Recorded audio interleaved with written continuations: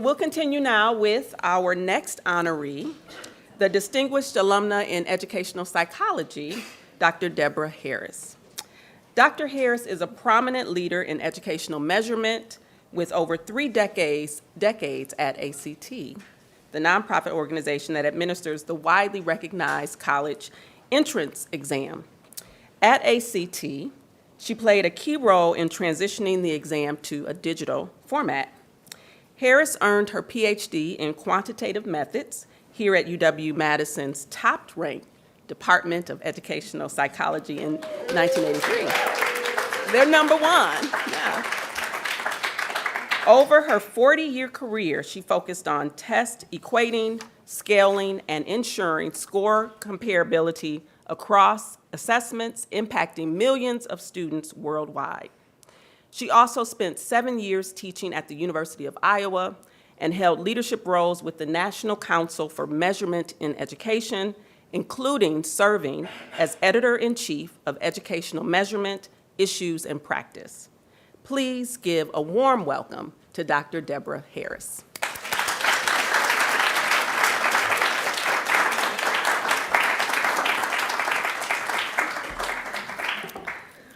I'm very honored to be here and quite humbled, so thank you very much.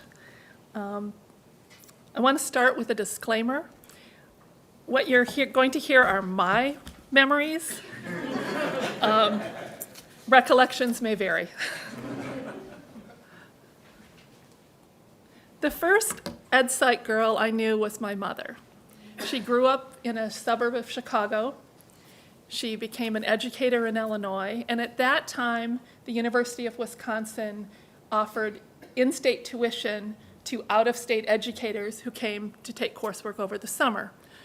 My mother had seen a picture of the University of Wisconsin campus and thought it was beautiful, and she wanted to come here, so one summer she did. My father was from rural southeastern Ohio. He was also an educator in Ohio, and he ended up on the Madison campus that same summer. My parents met in a course taught by Chester Harris, who at the time was a professor in educational psychology. No relation. My dad asked my mom out when he saw her getting a Coke at the Rathskeller. They dated. They subsequently married and had 2 children. So the educational psychology department at the university here really is my origin story. My sister and I grew up in Michigan. I graduated from Central Michigan University in elementary education. I taught junior high math for a year in Georgia. Then I went back to Michigan, Central Michigan, to get my master's in elementary education. Then I moved to Kenosha to teach at Lincoln Junior High mathematics. At that point, somewhere in that year, I decided I really wanted to get my doctorate. So I drove over to Madison to see the campus. And I went in and talked to the person in the placement office because I figured if I was going back to school, it would be nice to know what my employment opportunities would be once I graduated. The gentleman I talked to was very nice, and he called over to Mike Subkowiak and said, "Could you possibly meet with this random potential student who walked in?" Mike graciously said yes, and so I went over to his office, and he talked to me about the quantitative methods area, the educational psychology department, and I left his office knowing I wanted to be a Wisconsin EdPsych girl, and I wanted him to be my advisor. And lucky for me, both those worked out. I was in grad school here for 3 years, and during that time I had a variety of experiences.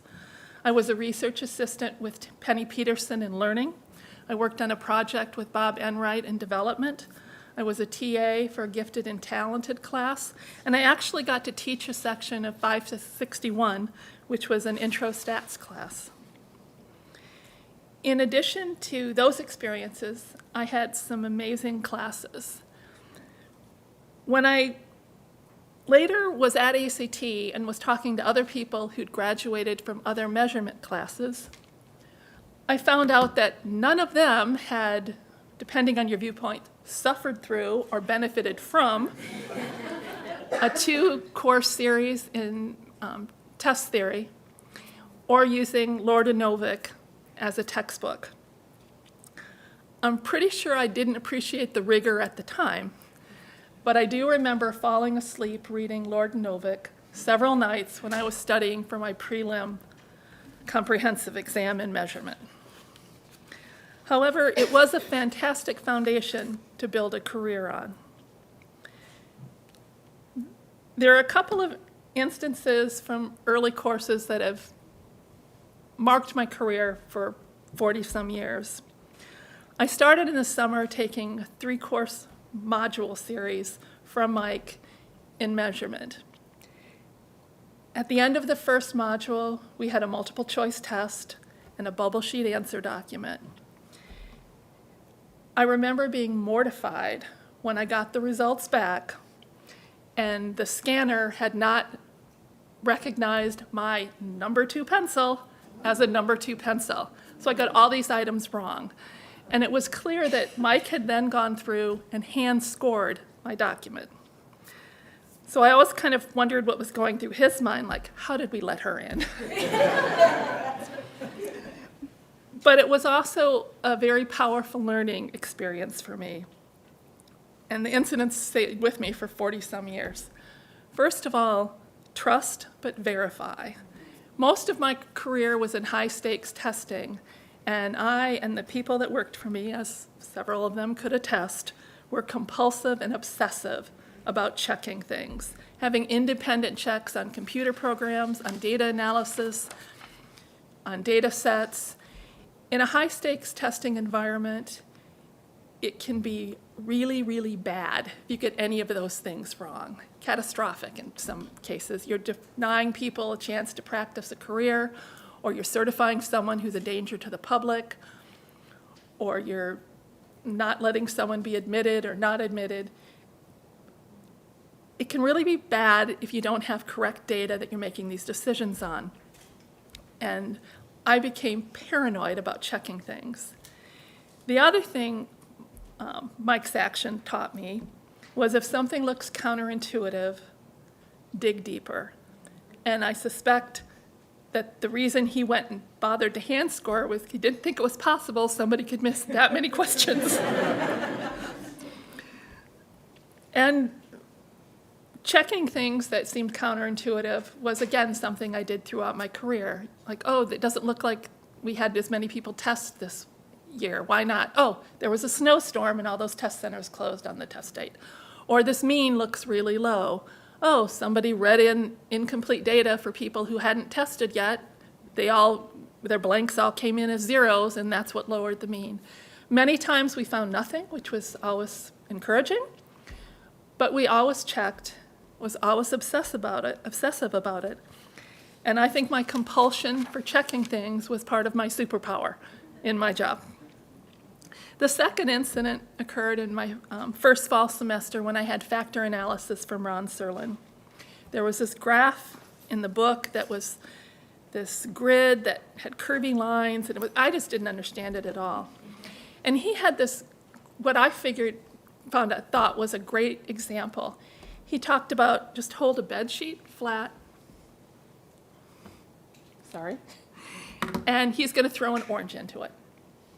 And that made it so visual to me that far away from where the orange was, the grid would still be pretty level, and then it would gradually start curving and then go into a steeper depression where the orange, it just allowed me to see in 3 dimensions in my mind what this textbook was trying to present in 2 dimensions on paper.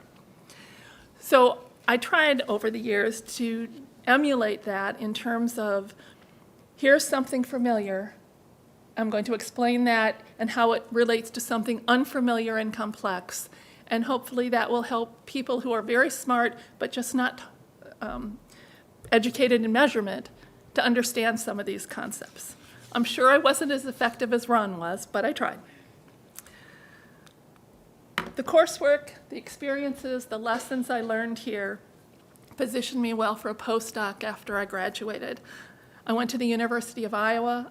I worked with the Iowa Tests of Basic Skills, and I learned a lot about operational testing to add to all the theoretical information I learned here.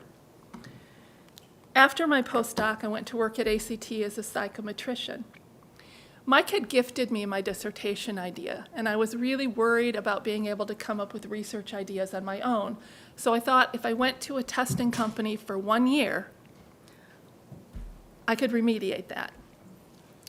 Well, I fell in love with it, and I was there for 3 decades.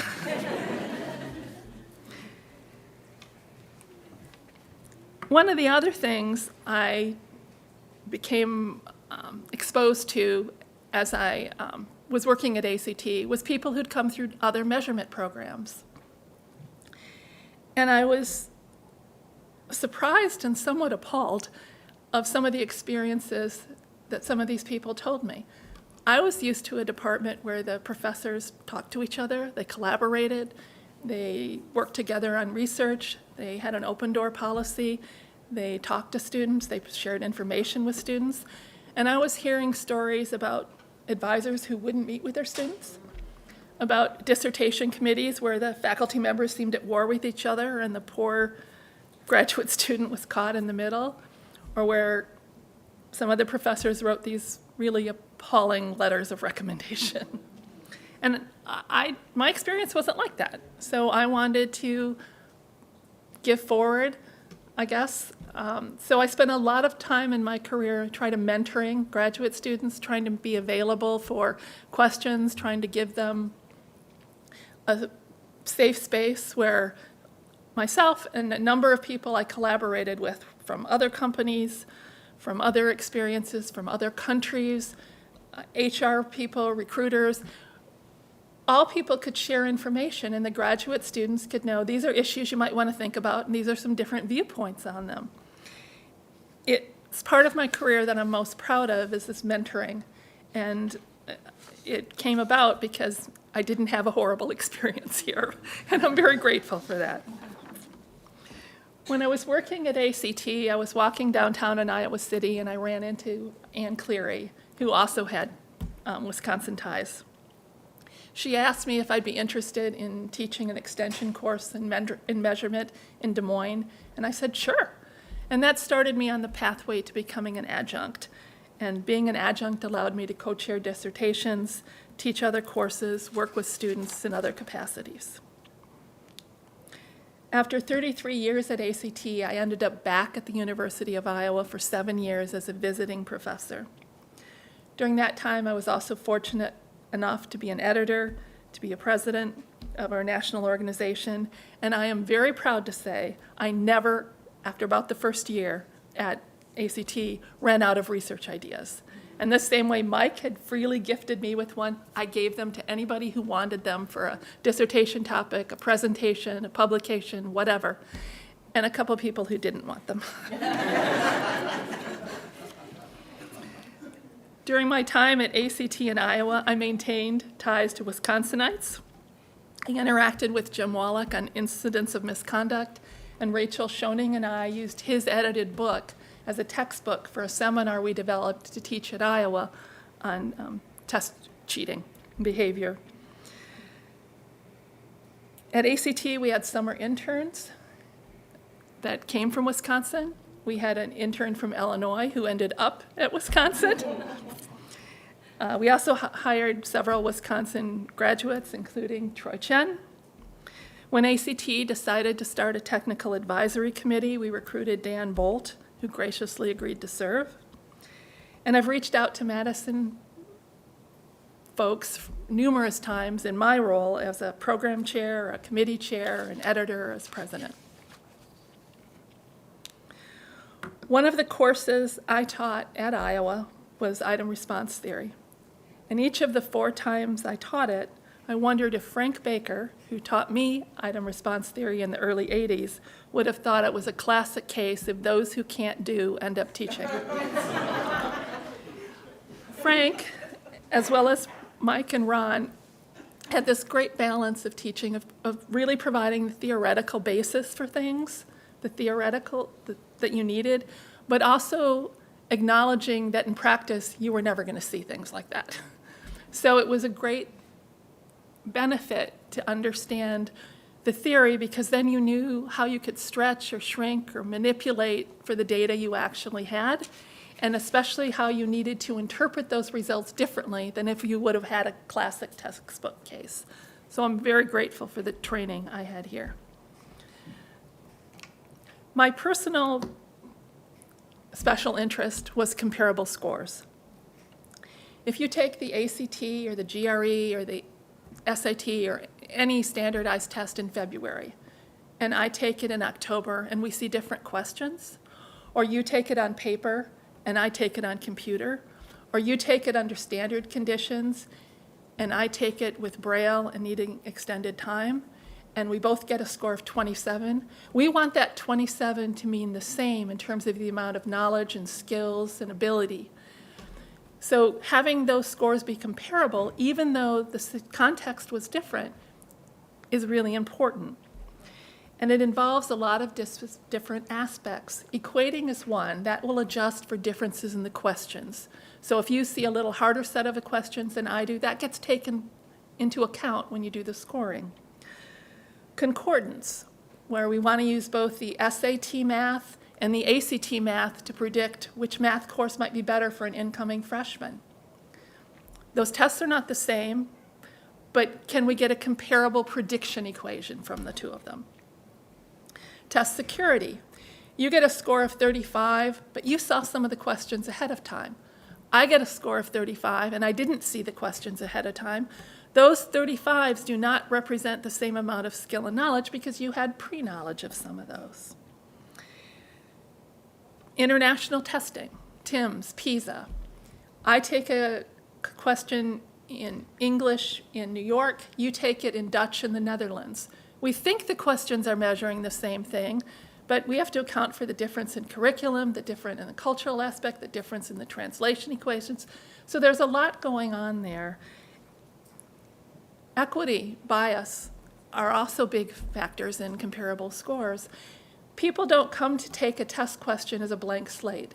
They have a particular background, they have a particular history, they have a particular language, they have a particular culture. So even if the actual item is identical, the experience of taking that might be different. And so we're not sure if the skills are the same unless we check that they're comparable. You could give me a math test in Spanish and I won't do well in it. I can't read Spanish. I'm hoping if you gave it to me in English, I would do much better. So in a sense, are those comparable scores? So it's a very rich field, and it gets more complicated because people don't define what a comparable score is the same. They don't study it in the same context, and they don't measure the degree of comparability with the same metrics or the same criteria. So it's a field that's fascinated me for 40 years, and I think all of you should start investigating it because it is really interesting, and we could use the additional research on it. My interest in comparable scores started here in the measurement area. I'm very grateful for the training I got here, for the background I got here, for the role models I had here. But Wisconsin also helped me in two non-academic ways. One is I met lifelong friends here. And in addition to studying together and taking classes together, we visited several establishments together, like the Union on Friday afternoons, the Badger Bowl, Swamp Waters, Farm Tavern, etc. At some point, two of us decided we needed a theme song. So with all apologies to the Beach Boys and California Girls, this is where EdPsych Girls Are Great comes from. I cannot honestly remember the rest of the lyrics, but my co-author has promised me she knows them. The other thing being a Badger helped with is free food. For a while, there was a person at the University of Iowa that I would bet with when the Badgers played the Hawkeyes. And if the Badgers won, I got a free lunch. And if the Hawkeyes won, I had to buy his lunch. And it turned out that for the period of time we were doing this, the Badgers were really good. When Caitlin Clark came to the University of Iowa, I admit I stopped rooting for the Wisconsin women's basketball team. And until her teammates all graduate, I'm going to still be rooting against the Badgers for women's basketball. After that, I don't know. When my last 3-year contract at the University of Iowa ended June 30th, I mostly retired. I feel I've just had an amazing career. I've been fortunate in the opportunities I've been offered. I've worked on some amazing projects, and most of all, I have been privileged to work with some of the most fantastic people. It's just been wonderful. Starting my career as a postdoc at the University of Iowa and ending it as a visiting professor felt like bookends. But starting my training here and finishing it with this award feels like closure. I am so grateful for what ACT, the University of Iowa, and NCME have offered me and support and in opportunities, but I will always be a Wisconsin EdPsych girl at heart. Thank you.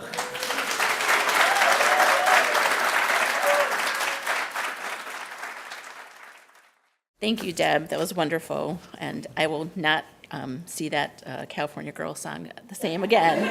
And we do want the rest of those lyrics once you find them out. Hello, everyone. My name is Jenny Asmus. I'm the chair of the #1 Department of Educational Psychology. And we thank you, Deb, so much for your talk and for all that you've meant to our department and the ways in which you've mentored colleagues in here and others throughout the years. And we are now open for a few questions if you want to rejoin me. I'd be interested in having you compare and contrast the two jobs that you've held, the scientist at ACT with the faculty member at the University of Iowa. The two organizations have slightly different missions and so on. So were there any similarities or any differences that you noted? I want to start out by saying my experience at the university was a little atypical because I was a visiting professor, which means I didn't have to go to any meetings. I didn't have to serve on any committees. And I wasn't responsible for telling students when deadlines were in or whatever. The mentoring part was similar across the two, and that was something I really liked. We had summer interns, we had research assistants at ACT, and had graduate students at the university, so that was good. The autonomy, and again, I was a visiting professor, was much greater at the university. I went my first year there without knowing who my boss was. That never happened at ACT. When I started at ACT, the president of the company had basically the same psychometric training that the research group did, so we had a lot of support. As that changed over time, we would get more in situations where we would be explaining things that seemed really stupid. Like, I have to check the data because it's bad if it's wrong.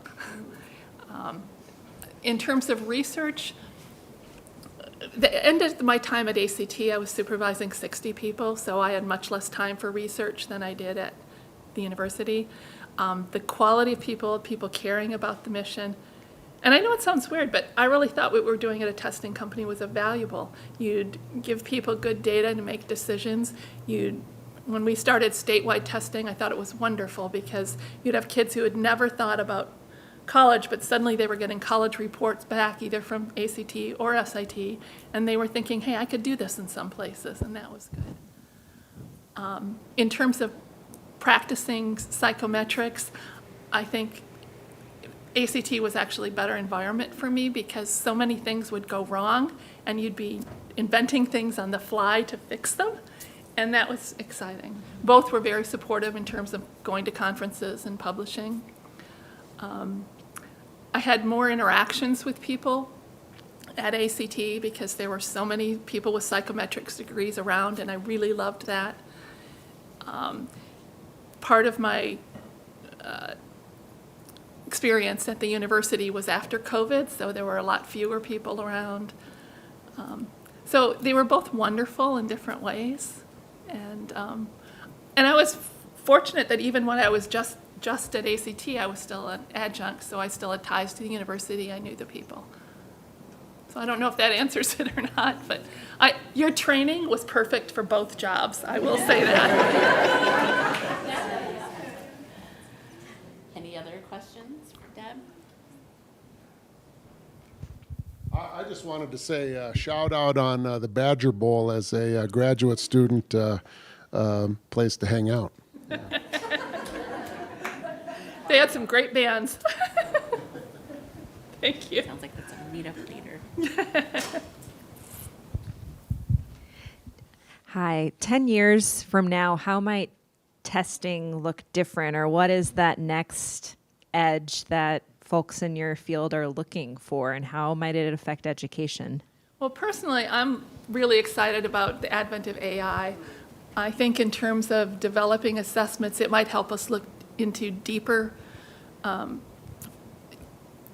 structures in terms of items and other things. When we first started doing computer scoring of essays, the computer got, these are a bunch of high scoring essays, these are a bunch of low scoring essays, and the computer would say, oh, the high ones have semicolons, the high ones have more lines, the high ones have words with larger, they're kind of superficial things, but they were, good writers tended to use semicolons, poor writers tended not to. So I'm hoping AI will be able to look at other features of both the examinee group, what cultural factors, and I'm using culture very broadly here. Is it, well, okay, you both had honors algebra, but you had it with this textbook, and this textbook teaches this context ahead of this one, so you're going to get this concept right on the test if you use this book, but that's why it looks harder for you over here because you haven't done. I just think it's going to help us in that way. I think there's going to come a point where people are going to realize that testing's not evil, that it's actually, it's gathering data for decisions, and I hope that we as psychometricians are starting to emphasize more the decisions that are being made. That it's a good thing not to let somebody take out your appendix if they don't know medicine, and a test can help us know that. So I'm just hoping things will get better. I'm curious how people react to you sharing that you have a career in standardized testing.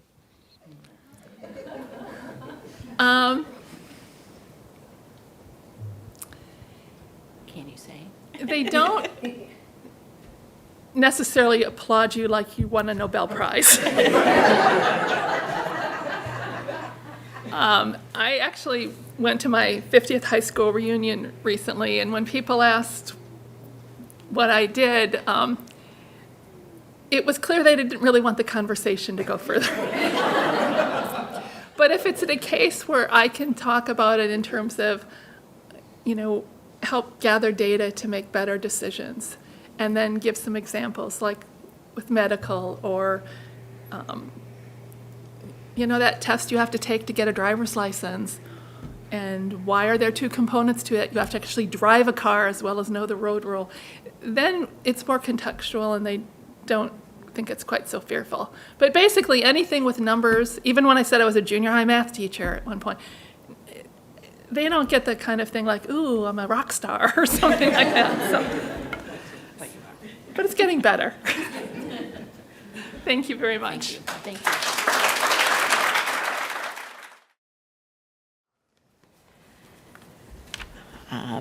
Let's see. The Department of Educational Psychology is delighted to honor Dr. Deborah Harris, a leader in educational measurement and psychometrics. After earning her PhD in quantitative methods from our Department of Educational Psychology in 1983, Dr. Harris has had a distinguished, as she mentioned, 40-year career at ACT. There she held key leadership roles, including Vice President of Psychometric Research, where she oversaw the ACT suite of assessments by millions of students worldwide.